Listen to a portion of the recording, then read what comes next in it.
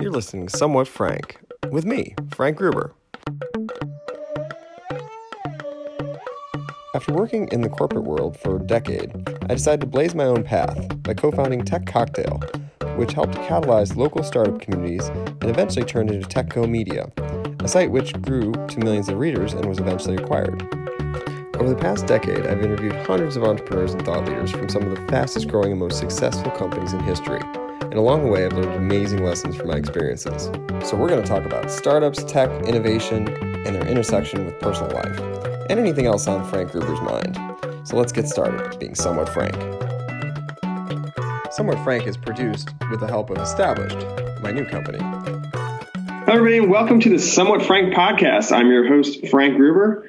And as always, I'm here with my longtime friend, colleague, and fellow entrepreneur, Johnny Guidos. How are you, buddy? Doing well, Frank. Little groggy from the Super Bowl weekend, but happy to be back with you today. Yes, definitely. It was a Super Bowl, and hopefully everyone had a good time, enjoyed the game, and stayed safe out there. How about Tom Brady, huh? He's pretty amazing, and I hope he wins another 5 Super Bowls personally. I think he is. There's no doubt he's the greatest of all time.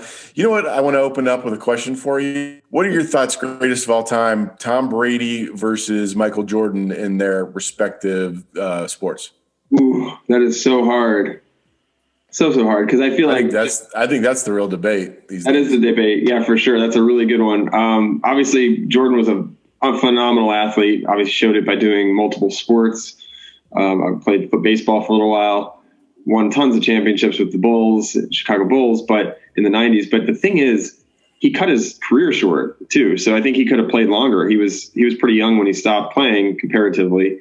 And I think if he would have played into his 40s, man, he would have, because he came back eventually, but he took a little break there. And I think if they would have kept it all together, or if he was able to pull something together like what Tom Brady just did, by moving his parts of his team and recruiting others down to Tampa, he probably could have won other championships as well. So hard debate. I'm going to abstain from that one,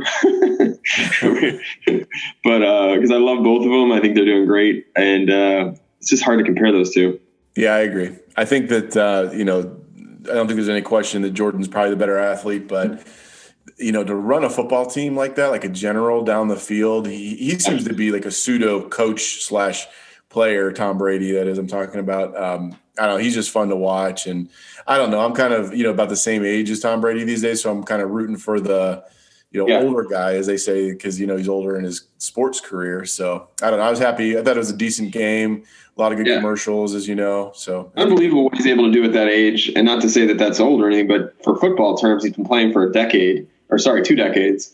And he's just been doing the same thing for so long and doing it at such a high level. I'm a big fan. I'm a big fan of his whole philosophy around TB12 sports, which I think we talked about in the last pod, where he's got a book out and everything about how he eats and everything. Everyone talks about his diet, right? But his it's not that different than what I already do. I mean, the big thing is drinking a lot more water and hydrating. So everyone out there, hydrate. You're supposed to drink half your weight in water per day, according to Mr. Tom Brady, the 7-time Super Bowl champion, because it helps your muscle, it fuels your muscles, gives it oxygen, and helps with what he's talking about, which is pliability, which is something that they don't really teach in sports anymore. So that's a whole nother rabbit hole, Johnny. Good times, but we can talk about it in a little bit. But I'm a big fan, and obviously it was somebody's got to win the Super Bowl, right? And obviously a lot of friends and folks that I know in Kansas City are probably sad today. They did win the Super Bowl last year, but I just cannot believe how bad they made Mahomes look yesterday. I mean, he just had nothing to work with. I mean, he looked great as far as trying to catch, throw balls out of nowhere. But yeah, there was nothing to work with. They pretty much destroyed their offensive line. Yeah, I have a funny feeling that Kansas City is going to be in the Super Bowl, or at least in the runnings for the next couple of years. They'll be back, so I'm not too upset for them. But you're right. So Mahomes actually is pretty incredible. Like the way he reminds me of an early, a young Aaron Rodgers, but a little bit more athletic. But his offensive line was terrible, and they need to kind of scrap that and start a new offensive line, because he was running for his life back there the entire game. I heard a statistic that he ran for over 400 yards himself last night. like not like yards gained, but like scrambling in the backfield, sideline to side, over 400, close to 500 yards just himself running with the ball. That's pretty incredible. Keeping the ball away from the defenders because they could not hold one defender away from him. And it literally looked like a pickup game, like, backyard football or something. Like he was just running in circles trying to keep him away so he could try to make something happen. It was unbelievable that even came to that. So congrats to the Tampa Bay Buccaneers. And obviously I'm a big fan of Tampa and what's going on down there from a startup perspective, and a lot of now friends and family actually moving down there. So excited about that.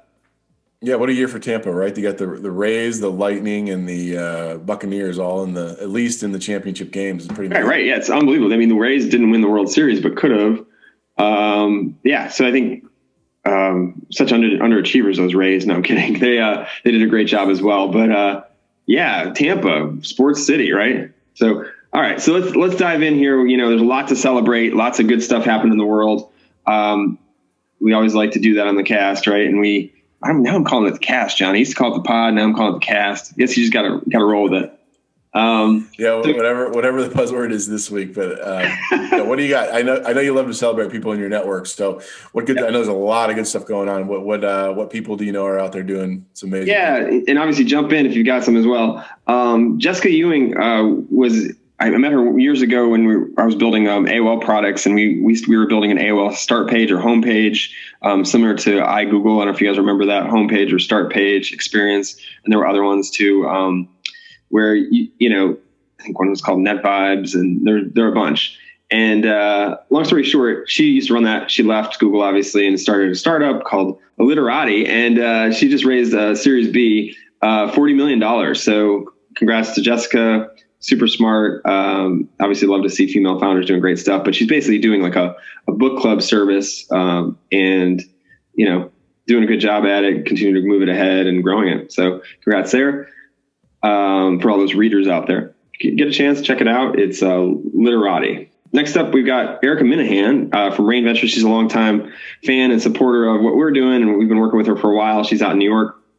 She basically, she and a bunch of others just got funded by the Bank of America. They invested in a number of female-led and minority-led funds. So approximately $150 million they invested into 12 equity funds, and they include some great funds out there that you've probably been hearing. One of them is hers, Rain Ventures, Serena Ventures, which is Serena Williams, Fearless Fund out of Atlanta, Harlem Capital out of New York, Marathon Fund out of DC.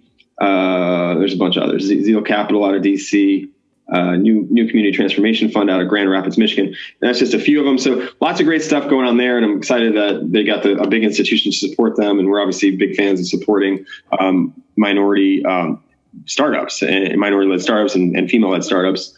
So yeah, it's good stuff going on there with Erica. Yeah, congratulations, Erica and team. Landing Bank of America is a big institutional win, so congrats there. Yeah, and next up, we're going all the way to the West Coast to Mike Jones and Peter Pham. They've been doing great things in the startup space for a while. They've created like the hybrid, I guess you'd call it like studio model with science, where they are literally churning out startups like Dollar Shave Club and others, and have started or created a SPAC, which I don't know if you're familiar with that. Probably not enough time to go into what that is, but long story short, they raised $270 million SPAC, which is basically a investment arm or investment fund to find and strategically acquire companies that fit their criteria. So congrats to Mike and Peter for continuing to push ahead. It's a new hot thing kind of in the startup space, and you're seeing a lot more of it. Kind of reminds me a little bit of a hedge fund roll-up, if you're familiar with that, where they go out and they go find companies and put them all in one like kind of holding company. And obviously the sum of that is worth more than the investment, I guess you could say. No, that's a good those hybrid investing models. I know you and myself have been exploring those a little bit lately as well, but that's just obviously a much larger scale. So congrats. Yeah. And so congrats to them. And next up, we've got Josh Williams. I don't know if you ever use Foursquare? Are you a big Foursquare user? I was. Yeah, you and I connected on. We used to play around with that a lot back in the day. So there was another company that was doing similar things back then called Gowalla. I don't know if you're on that. I was on Go Both, and I use both. But Gowalla basically did great stuff about 12 years ago. Got basically got acquired by Facebook, and then Facebook shut down the Gowalla brand, but kept Josh on board for a while, and ultimately he spun out and ended up reacquiring Gowalla, and he's literally spinning it out to start over. So pretty cool story if you think about it. I've only known a few founders who've done something like this. Garrett Camp from StumbleUpon did something similar before he started or co-founded Gruber. And so anyway, pretty cool stuff with Josh. They just got raised some funds from GV, Spark Capital, and others, and they'll be launching this year. So look out, Gowalla's coming back with that little game to find and look around the world and check into places. So we'll see what it's like in the second version. All right, our friend, mutual friend Sarah Lawhead, just works on some really cool products in the kind of outdoor space. They just launched at Jetboil Stash, which is a backpacking stove. So if you're out and you want to go do some camping or whatnot, you might want to check out this Jetboil's new Stash. Pretty cool product. It's supposed to be like the lightest, most versatile little stove you can carry around, right? Yeah, I have 2 Jetboils. They're really cool. You can put them in your backpack. They weigh, less than 5 pounds. And you can cook whenever you're out camping or tailgating or whatever you feel like doing out in the outdoors. So congrats to them for that new product. I already have 2, and I'll probably have to get this new Jet Stash. People tend to get them for me for Christmas as gifts, so they're really cool. Nice. You could start a whole army of Jetboils while you're at your tailgate or out camping. Yeah. Fire them up all at once. All right. Next up, we've got Jessie Draper, who we've spoken with before. She's been on been to some of our events and supported some of our startup programs with her mentoring and judging some of our startup program events. And her father, Tim Draper, we interviewed at our summit. Anyway, she just raised $21 million for her fund, and it's invest in the next generation of women-led companies. She's looking for the next billion-dollar business out there run by women. So another fund looking to invest solely in women. Halogen Ventures is the name of it, and you can go check more out about that. But congrats to Jessie. I know it's not an easy thing to do, and she's continued to move ahead as she continues to grow her own firm. And kind of in the similar vein, Arlen Hamilton and Christy Pitts from Backstage Capital doing similar things. They did an interesting thing. They basically took the company Backstage Capital, which had a lot of different areas. I was actually an investor in their studio, which was producing different things, podcasts, things of that nature, and have basically put it all into one thing. Backstage Capital, I guess, is what they're calling it now. And under that, they have a bunch of funds. But long story short, they put it out on Republic, which is a new platform. It's not that new. It's a couple years old, for investing in companies. And so they put out a fundraising goal of $1 million to raise money for Backstage and kind of to keep that company going as this new thing. And within 9 hours, they had raised $1 million, which is pretty phenomenal. And congrats to both doing that. And obviously, congrats to Cheryl Campos, who's run some of those programs over there at Republic as well. So a lot of our friends / colleagues are working together on this that effort, and looks like it was a successful one. Yeah, it's great to see those people that are heavily involved in our community or our startup community out there doing such amazing work. And 9 hours, that blows my mind. That's incredible. Yeah, no, phenomenal. And it's interesting is that's pretty phenomenal for Republic. But I heard I was on a Clubhouse this weekend. So if you're not familiar with Clubhouse, anyone listening, it's a new app out there. It's the rage. It's worth now, I guess, $1 billion or something like that, backed by Andreessen Horowitz. And if you're on it, you can go follow John and I. We're out there. Sometimes we do Clubhouses, but I'm at Frank Gruber, and I think you're at John Guidos, right? That's correct. Yep. I was on a chat or a club room, whatever you want to call it, with the founder and CEO of Robinhood, and he was talking about what happened, and it was with some of the folks from Andreessen Horowitz, Ben Horowitz, his wife Felicia, and Mark Andreessen this weekend, and it basically was like they were talking about what happened with the whole GameStop situation, and we can kind of dive into this in a minute, but basically they had to raise in order to keep Robinhood going, because the whole situation was more or less people were shorting stocks.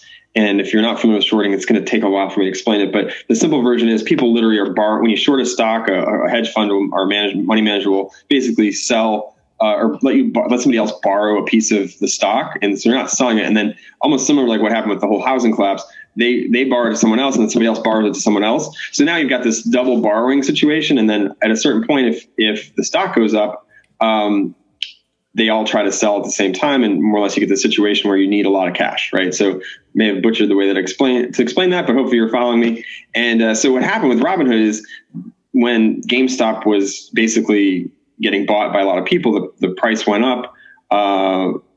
People started to buy more of it, continued to keep this ripple effect of it rising. And long story short, Robinhood had to basically go make good on all these backing all these bets more or less. And because more or less is like in some ways like gambling. And they had to raise $3.4 billion in 72 hours or they were going to be dead. And they did it. Can you believe that? That's their side of the story, right? So I'm glad that they were able to do it. But I just don't think that they expected ever this situation to occur at that level, right? Like, and so I think it's interesting. So do you think from now on, I think they're going to have way more cash reserve, right, ready to go for this situation, because I think it'll happen again. But I guess I'm just impressed with the fact, we're talking about, a backstage capital raising $1 million in 9 hours. These guys raised $3.4 billion and granted, they had great big supporters, right, with big investors and whatnot, but in 72 hours. And both those are amazing feats at different scales. And I don't know, so I like to compare them because they're both pretty impressive. Yeah, I wouldn't disagree with that. No. So, and obviously I didn't want to dive too much into both sides. There are two sides of every story, as you mentioned, but it's really, that whole system is really interesting, what was uncovered. And I'm concerned about the economy in general, because if something like a GameStop could cause that much losses, like in ruckus, turmoil, it shows that anything like that could happen when the people, basically the people, meaning the Redditors and folks that are out there in the world on the internet, are all able to have their voice be heard, right? So now instead of it being controlled by the gatekeepers, right? The customers actually having a say? Yeah, the customers, right? Right. Yeah. So the customers now, we actually have a voice, and we can all and weigh it in. We don't need to have a terminal and a credential or whatever to vote, I guess you could say, on what should be good and what shouldn't. And so, long story short, I think that it does expose some potential risk areas for the economy, because if that happens, over and over again, I mean, I'm not trying to, hedge funds lost like $30 billion, I think, is what they're saying. $30 billion. I don't know how much they made, but still, that's a lot of money to lose in a 72-hour period or whatever. And so it begs the question: should we look at this as figure out are some of these mechanisms that are out there working? Are they set up right? Should people be able to short squeeze and do shorts and things of that nature in the way they are now? Or is there some mechanism that needs to be added to allow a little bit more reform there? Because I'm concerned that it is just going to happen again and again. You would hope that they would be revisiting some of those things to make sure that something like this doesn't happen again. You're right. Yeah. All right. So kind of moving along, we got one more celebration. Sarah Cohn, who's got a venture firm focused on social impact investing, put out a post on Facebook, I think it was, basically saying that they also incubate companies now. And, they basically created they think that all the social networks out there are ruining the very information architecture of the world. So they're launching a new social network to compete with them. It's a mashup of Twitter, Reddit, and LinkedIn, and it's called Column, and you can go to joincolumn.com to check it out. I did not sign up yet. I'm going to. I'm interested to see what they're doing over there. It's interesting to see a venture firm creating something like this, and obviously good luck to Sarah and her team for this. It's hard, it's hard to build products for sure, and to get a critical mass in anything. So wishing them luck along their journey here, and we'll go check it out here soon. Same here, buddy. What else, John? What should we jump into next? Well, I want to hear more about your thoughts on, I know you've been spending a lot of time on the Clubhouse app. What do you think? What are the pros? What are the cons? How you like it? What you don't like about it? Yeah, so Clubhouse has been really interesting. I mean, we've done a couple different rooms. This weekend, I was on some really fascinating conversations with some of the top venture capitalists in the world. So it ranges from that to there was a talk with a couple of authors, Adam Grant and Malcolm Gladwell. We're discussing Adam Grant's new book about it's called Rethink Again. So some really interesting kind of book club kind of things. There's this last night, late night, there was discussion with BJ Novak, who was basically a writer for The Office and has his own books. Got a children's book I read to my daughter all the time. And it's a book with no pictures. It's a pretty funny one in this household. And long story short, they were just talking about different things. So it's a really interesting platform for where you can connect and actually be heard. I think that's the unique thing. And I think it's going to be disruptive to radio, television, podcasts.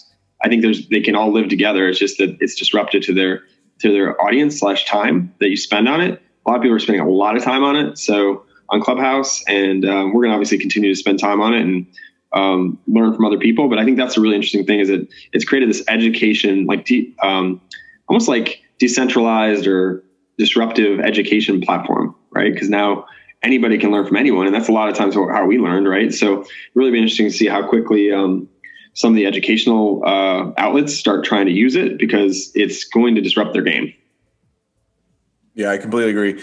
I personally, I like those things, kind of hopping in when I see a big name that's in there to hear their talk about what's going on.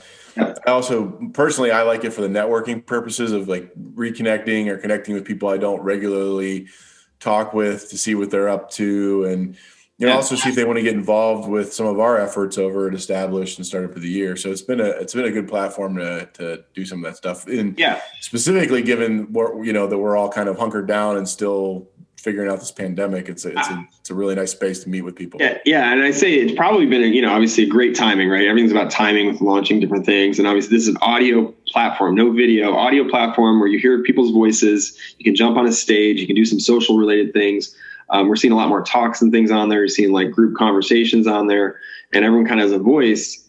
And it's really interesting. I mean, I did one around Chicago technology this weekend and listened into a bunch of different things happening there. Like there's a lot of really great stuff happening there. My concern is there's also some really weird kind of snake oil things happening there too. And hopefully that doesn't make the platform come, degrade the level of what the platform is, but you're going to have some of that. Right. So, and you can kind of sense it. Some of the things that are out there, they're like, become a millionaire and like following this plan, that kind of stuff. And you're just like, okay, I get it. But, and you go on there and it's, it's not necessarily giving actionable things. It's a lot of people talking about what they've done and with themselves. Right. So I think there's a little bit of that I'd love to see how that gets kind of not cleaned up, but just like, I don't know, just restore order a little bit more, because there's a little bit of that happening. And obviously it's going to happen on any platform, but it's a really interesting platform we're going to continue to use. And obviously if people are on there and want to follow us, we're at Frank Gruber and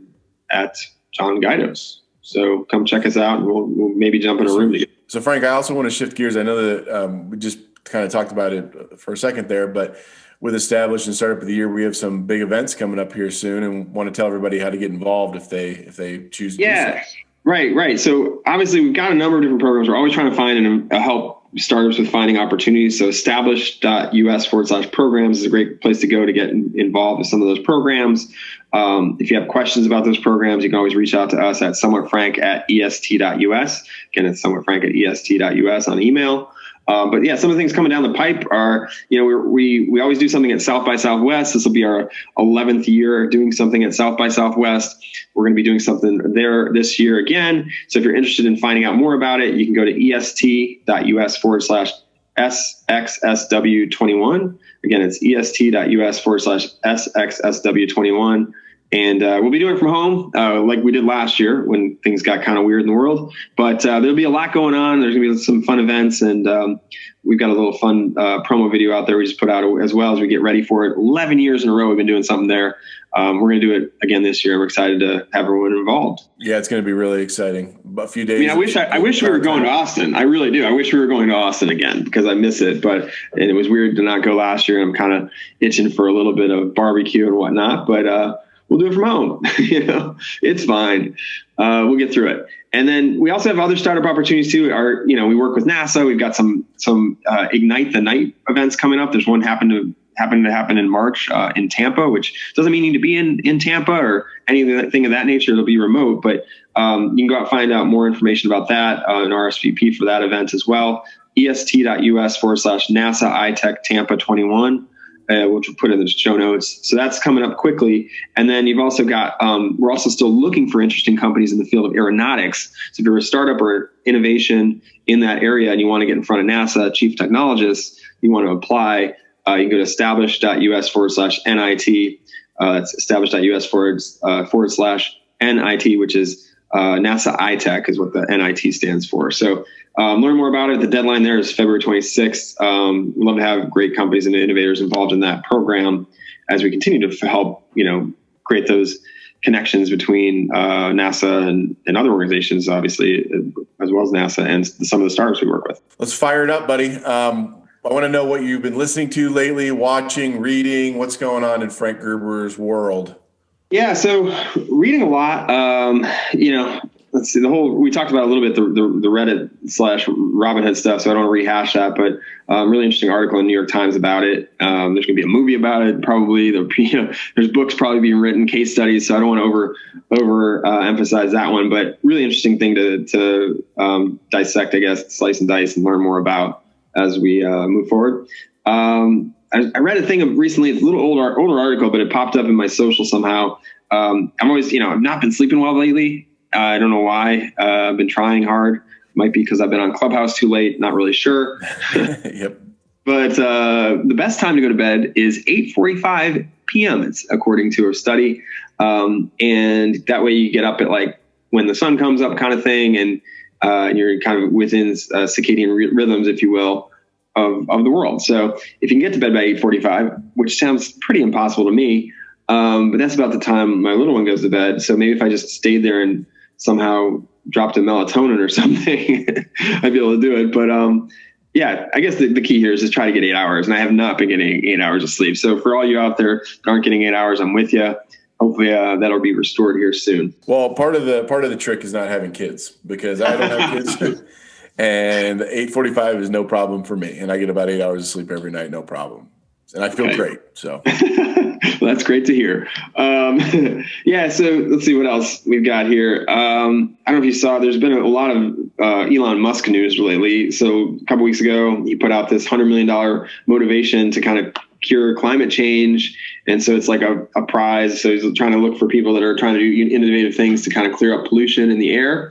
And so that's kind of interesting. And then even today, I know it's not Elon, but Tesla, which he's, obviously, is basically Elon Musk's company, though public, is just bought $1.5 billion in Bitcoin, which immediately spiked the price of Bitcoin, and it's been riding pretty high today.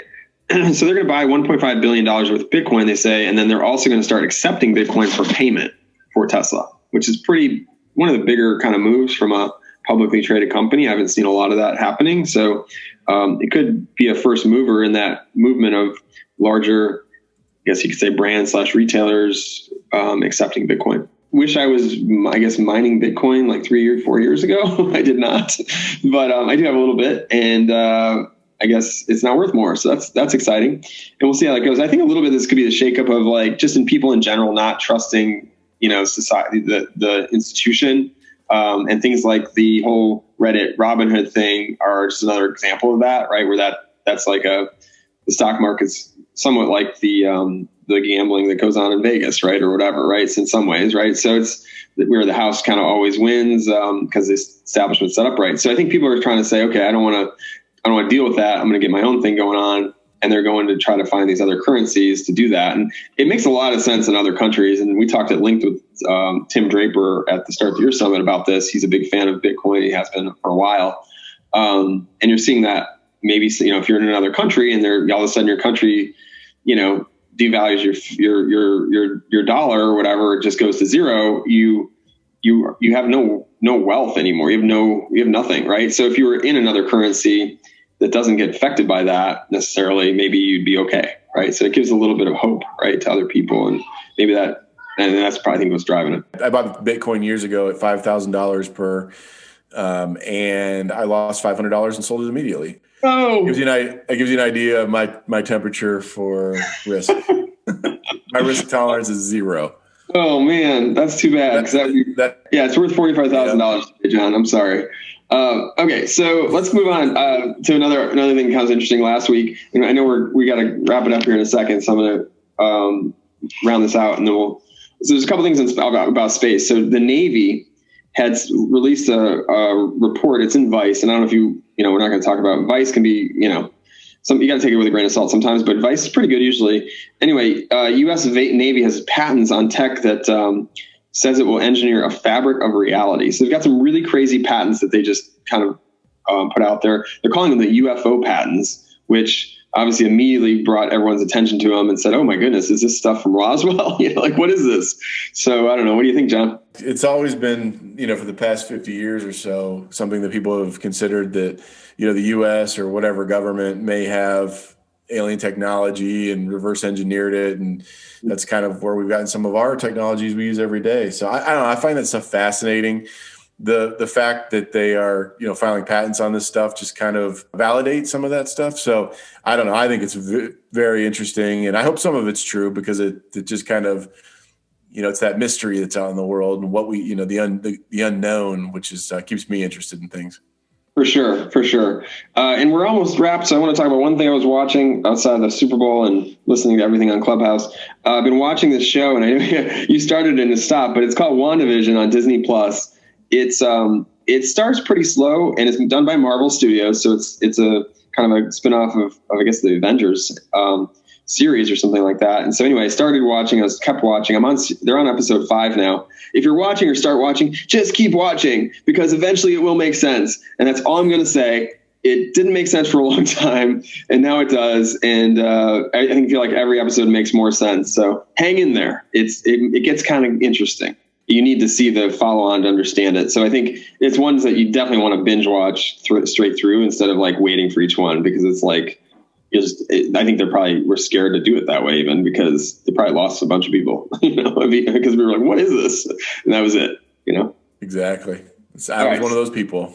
There you go. Use case. Yeah, right there. All right. So everyone out there, have a great week. Hope everyone's doing well. Definitely hydrate if you want to be like a champion, like Mr. Tom Brady, and drink all your water, and everyone stay safe out there. And we'll be back with another episode soon. Thanks for joining us, Johnny. Great to talk as always. Well, that's a wrap. Thanks so much for listening. This is Somewhat Frank, signing off. Frank Gruber. Oh, and don't forget, subscribe online, iTunes, SoundCloud, Android, wherever you can find it. Somewhat Frank Podcast. We'll be back soon with another episode. Thanks so much.